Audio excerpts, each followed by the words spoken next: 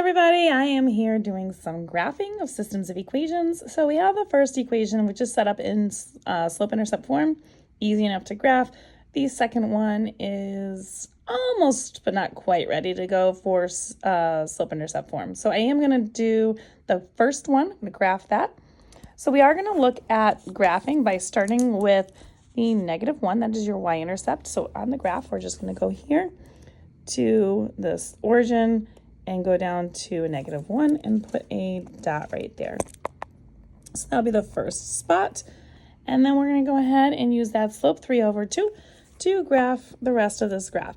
Now, when I graph these 1, 2, 3/2, I always graph the first line, because especially when you're trying to do graphing, you want to make sure you graph the entire line because you don't know where your second line is going to intersect, if it intersects. 1, 2, 3/2. Because, you're trying to figure this out. It's not necessarily too easy.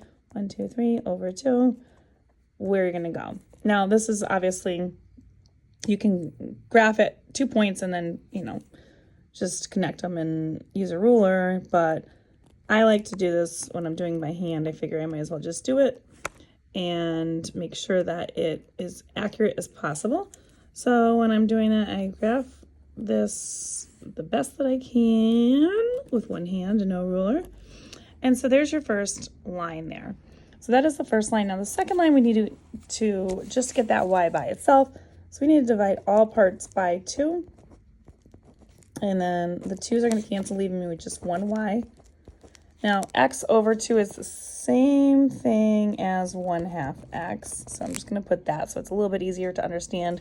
And then -6 divided by 2. That's going to be -3. So now we're going to start at a -3 on this second line. So 1, 2, 3, put a dot right there. And then we're going to use that slope for the second line, which is 1/2, to find out what we've got for an intersection. Obviously, because if we don't know this, different slopes mean that we're going to have an intersection point somewhere.